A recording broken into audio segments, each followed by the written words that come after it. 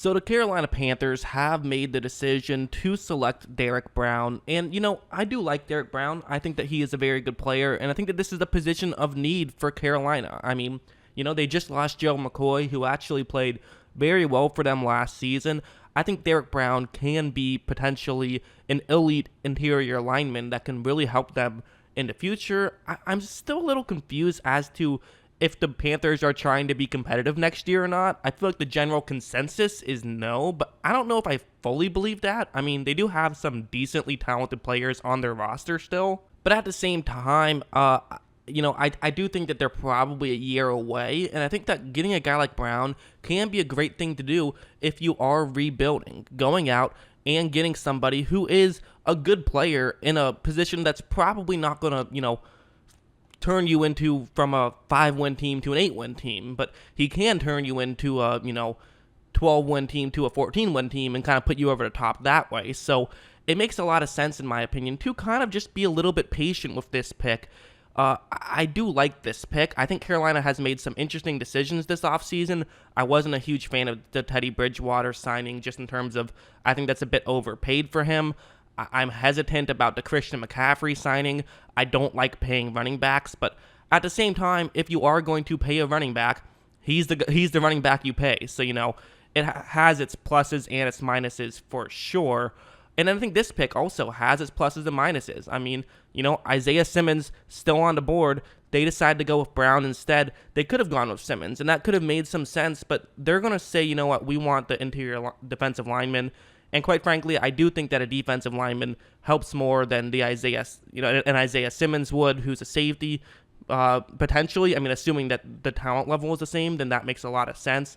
Several ways they could have gone about this, but I like this pick. I'll say that it's, maybe I probably would have gone with Simmons, to be honest, but I do like this pick. And anyways, I have definitely been blabbering on for quite a bit right now, so I should probably just shut up and get into the film study, and so that is what I'm going to do. I'll get into the film study right now. Derrick Brown for Auburn was straight up the kind of guy who you just couldn't leave one-on-one. I don't care how good your line is. You're almost always going to have to double team him, and if you don't, then the quarterback is going to have to be very aware of what's going on, and probably, hey, don't be afraid to move in a different direction. And Auburn would often only rush 3, which kind of makes what he was able to accomplish even more impressive. Anyways, let's take a look at this play where what's going to happen is that he is going up one-on-one against a right guard right here for LSU. And right after the ball is snapped, notice what he does. And first off, notice how quickly he gets off. I mean, he's the first guy moving really outside of the center right there. And, I mean, he's basically moving the same time the center does. So, very quick movement there. He gets a little bit towards the right guard's left side, so that would be Brown's right side, closer to the top half of the screen. People make fun of me for saying top half of the screen all the time, but it's a good way of explaining what I'm talking about. But anyways, he does that.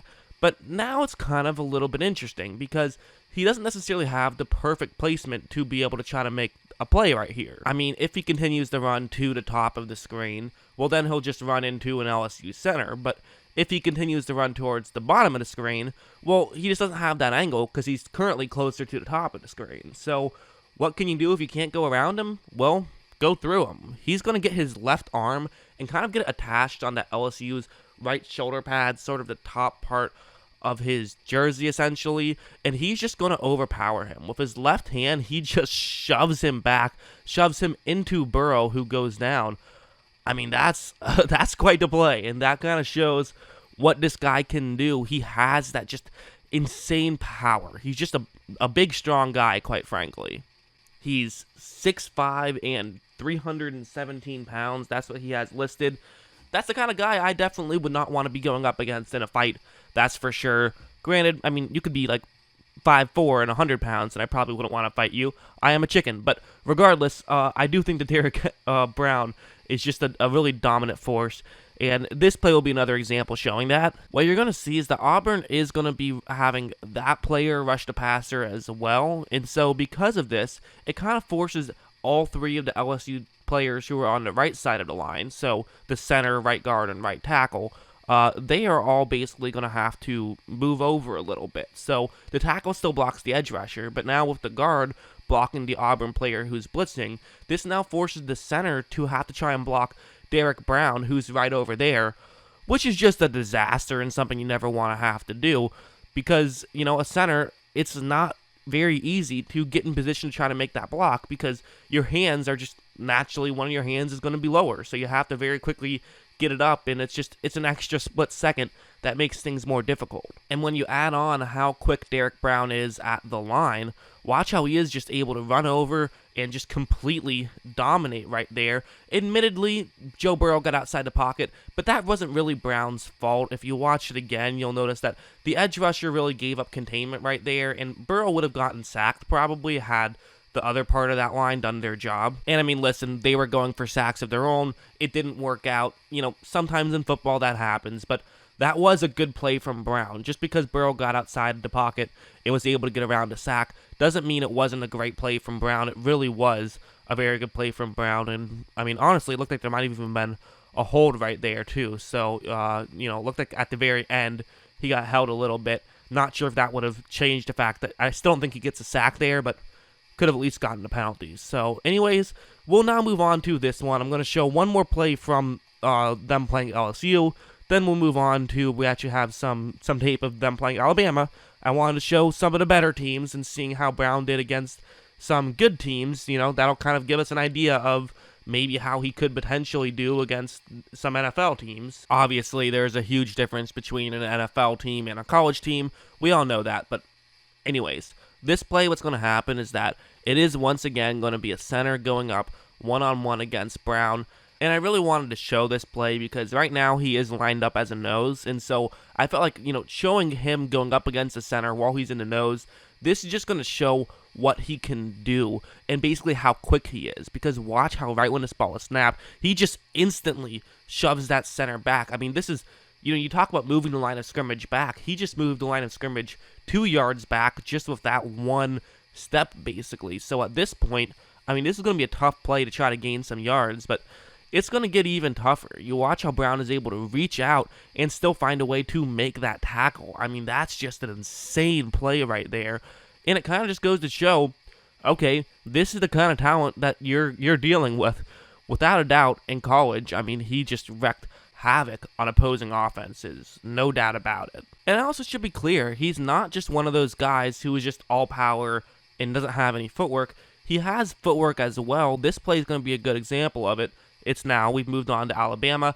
That's where he is. He could just simply, run straight into the center, but that's not what they're going to do on this play. Auburn wants to have a twist right now, which means that he has to try to get in between the center and the left guard, which is closer towards the top of the screen if you're bad at your left and rights. And so the key to this play is partially going to be him, and he gets a lot of attention, but watch how he does move up towards that direction so quickly, so that at this point, he's kind of just trying to set up right here. He wanted to get the center to move up and block him because this is going to give a lot of other Auburn guys a pretty much straight shot to see if they can get to the quarterback. But not only did he draw their attention, but he did it so quickly that he's now in a position where he can actually get through, and that's what he's going to do. He's going to get completely through them, and he hits the quarterback for a big-time hit. Granted, it didn't work out too well for Auburn on this play. This ended up being a touchdown, so not too great there. But, that wasn't Brown's fault. Brown made just a tremendous play on that one, despite the fact that the secondary completely, whatted the bed, and that allowed Auburn to surrender a touchdown. So that's kind of what I think Brown brings to the table. I do really like his power, and he has some solid footwork too. His footwork isn't what's getting him drafted so high, it's his power, but his footwork is nothing to be ashamed of at all. It's definitely very good. He's a very good prospect, somebody who I like a lot. I think that he can be a very good player in the NFL, no doubt about it. Again, as I've been saying on a lot of these videos, you never know, but he is one of the surest things you can get without being a sure thing. That's for sure. But yeah, I hope you guys enjoyed this video. I hope you guys are enjoying all these videos I'm putting out. There's more coming, so get excited. And of course, as always, thanks for watching.